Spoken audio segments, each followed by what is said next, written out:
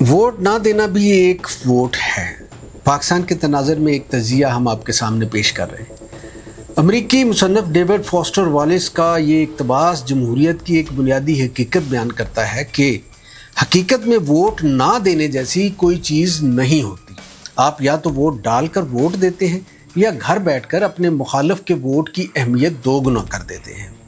اگر اس خیال کو پاکستان کے سیاسی نظام پر منطبق کیا جائے تو یہ صرف ایک ادبی جملہ نہیں رہتا بلکہ ایک تلخ سیاسی حقیقت بن جاتا ہے۔ پاکستان میں اکثر لوگ کہتے ہیں کہ سب ایک جیسے ہیں، ہمارے ووٹ سے کیا فرق پڑتا ہے، نتائج تو پہلے ہی طے ہوتے ہیں، یا سیاست گندی چیز ہے۔ پچھلے 4 سال میں پاکستانی ووٹر کے ساتھ جو کچھ ہوا اس نے اسی بیانیوں کو ابھارا۔ یہ مایوسی اپنی جگہ ایک حقیقت ہو سکتی ہے، لیکن سوال یہ ہے کہ اس مایوسی کا سب سے زیادہ فائدہ کس کو ہوتا ہے؟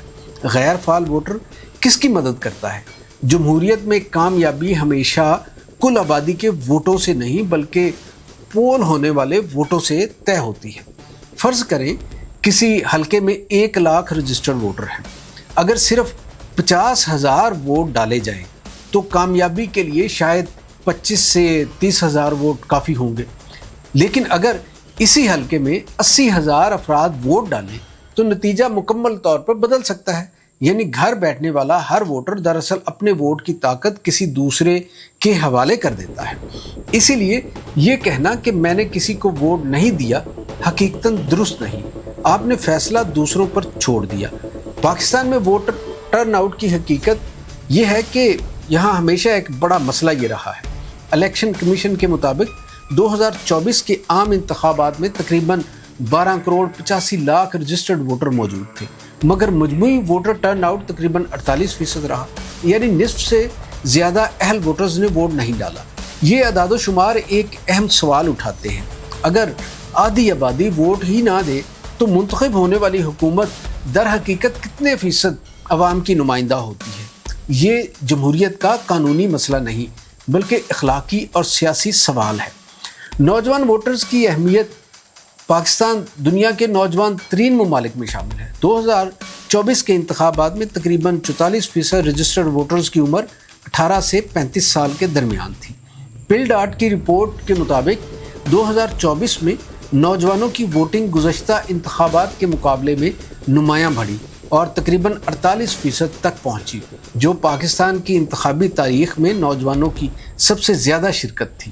اس کا مطلب واضح ہے، جب نوجوان ووٹ ڈالتے ہیں تو سیاسی جماعتوں کو بھی نوجوانوں کے مسائل، روزگار، تعلیم، ٹیکنالوجی اور معیشت پر بات کرنا پڑتی ہے۔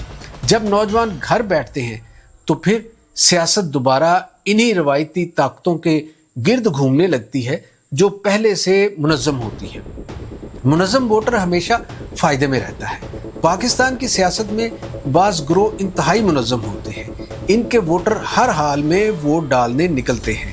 اس کے برعکس غیر جانبدار متوسط طبقے یا تعلیم یافتہ شہری اکثر آخری وقت پر کہتے ہیں کہ اس بار نہیں۔ نتیجہ یہ نکلتا ہے کہ منظم ووٹر کی طاقت کئی گنا بڑھ جاتی ہے۔ جمہوریت میں جذبات سے زیادہ ٹرن آؤٹ اہم ہوتا ہے، اسی لیے سیاسی جماعتیں صرف جلسے نہیں کرتی بلکہ اپنے ووٹرز کو پولنگ سٹیشن تک پہنچانے پر بھی سرمایہ لگاتی ہیں۔ کیا صرف ووٹ ڈال دینا کافی ہے؟ ہرگز نہیں۔ پاکستان میں انتخابات کے بارے میں شفافیت، انتظامی مسائل اور انتخابی اعتماد پر سوالات بھی موجود رہے ہیں۔ پل ڈاٹ کی 2024 کی انتخابی جائزہ رپورٹ کے مطابق انتخابات کی مجموعی شفافیت کا سکور گزشتہ انتخابات کے مقابلے میں مزید کم ہوا۔ رپورٹ میں قبل از انتخابات ماحول، نتائج کے اعلان میں تاخیر، فارم 45 اور فارم 47 سے متعلق تنازعات اور شفافیت کے حوالے سے متعدد سفارشات پیش کی گئی۔ اس کا مطلب یہ نہیں کہ ووٹ دینا ہے بے معنی ہو گیا، بلکہ اس کا مطلب یہ ہے کہ ووٹ ڈالنے کے ساتھ ساتھ انتخابی اصلاحات، شفافیت اور ادارہ جاتی احتساب کا مطالبہ بھی ضروری ہے۔ ایک بالغ جمہوریت صرف پولنگ سٹیشن سے نہیں بنتی بلکہ مضبوط اداروں سے بنتی ہے۔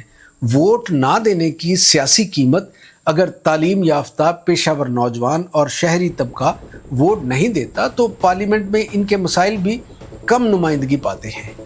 پھر بجٹ، ٹیکس، تعلیم، صحت، بلدیاتی نظام، پولیس اصلاحات اور معیشت جیسے فیصلے وہ لوگ کرتے ہیں جنہیں زیادہ منظم ووٹر منتخب کر کے بھیجتے ہیں۔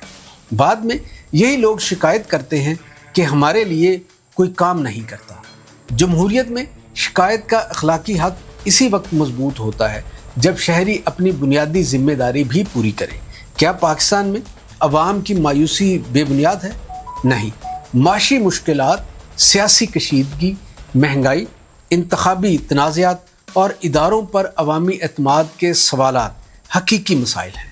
لیکن دنیا کے کئی ممالک کی تاریخ بتاتی ہے کہ جمہوریت کی اصلاح کا راستہ عموماً زیادہ سیاسی شرکت سے گزرتا ہے، نہ کہ مکمل لا تعلقی سے۔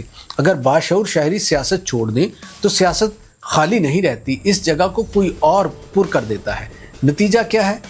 ڈیوڈ فاسٹر والیس کا اقتباس ہے کہ پاکستان کے لیے بھی ایک اہم سبق یہ ہو سکتا ہے کہ جمہوریت میں خاموشی بھی ایک سیاسی فیصلہ ہے۔ اگر آپ ووٹ نہیں دیتے تو آپ نے یہ اختیار دوسروں کے حوالے کر دیا کہ وہ آپ کی طرف سے فیصلہ کریں۔ پاکستان کی جمہوریت کو صرف زیادہ ووٹروں کی نہیں بلکہ زیادہ باخبر ووٹروں کی ضرورت ہے۔ ایسے ووٹر جو شخصیات کی بجائے پالیسیوں کو دیکھیں، نعروں کی بجائے کارکردگی کا جائزہ لیں اور ہر انتخاب کے بعد منتخب نمائندوں سے جواب دہی بھی طلب کریں، کیونکہ جمہوریت صرف ووٹ ڈالنے سے نہیں چلتی بلکہ ووٹ ڈالنے بغیر بھی نہیں چل سکتی۔